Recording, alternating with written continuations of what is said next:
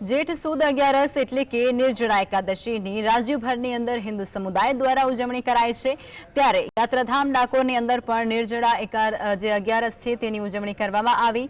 નિર્જળા એકાદશીનું સવિશેષ મહત્વ 12 મહિનાની અંદર આવતી તમામ એકાદશીના ફળ જેટલું મહત્વનું છે અને આ 11 પર શિવ મંદિરો અને રણછોડરાયજી મંદિરોની અંદર શ્રદ્ધાળુઓ પાણી ભરેલો કુંભ, કેરી અને વાંસનો પંખો ભગવાનને અર્પણ કરવા માટે ઉમટી પડ્યા।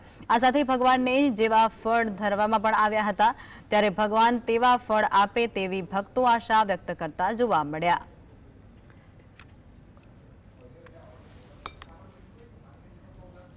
ભારત દેશમાં સંસ્કૃતિનું મહત્ત્વ વધે। આ નિર્જળા એકાદશીમાં પાણીવાળો ઘડાનું ખૂબ જ મહત્ત્વ છે। આ 11 પર પાણીનો ઘડો ભરવાનો એટલે ઘરના ભર્યા ભંડા ભર્યા રહે। આ નિર્જળા એકાદશીમાં અમે દાન કરીએ છીએ, માટલીનું ને કેરીનું ને એનું પંખાનું। ભગવાન પાસે શું પ્રાર્થના કરો? ભગવાનને એવી પ્રાર્થના કરીએ છીએ જેવા ફળ અમે આપીએ એવા ફળ અમને આપજો। નિર્જળા એકાદશી કરી હોય, એકાદશી કર્યા પછી જે જળ ઠંડકપૂર્ણ જળ પીવે અને પોતે ગરમીથી બચવા પોતે વીંઝણો કરે અને એ ફળ ખાય, એ હિસાબથી આટલું દાન કરવામાં આવે છે અને તે રણછોડરાયજી મંદિરમાં એ દાનનું વિશેષ મહત્વ છે।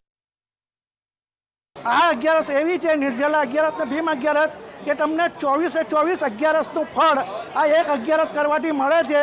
અમે સુરતથી સહપરિવાર અહીં આવ્યા છે, દાદા રણછોડજીના દર્શન કરીએ છીએ, સાથે ચંદનના વાઘાની બી સેવા છે તેના પણ અમે દર્શન કર્યા, ધજાજી આરોહણના દર્શન કર્યા।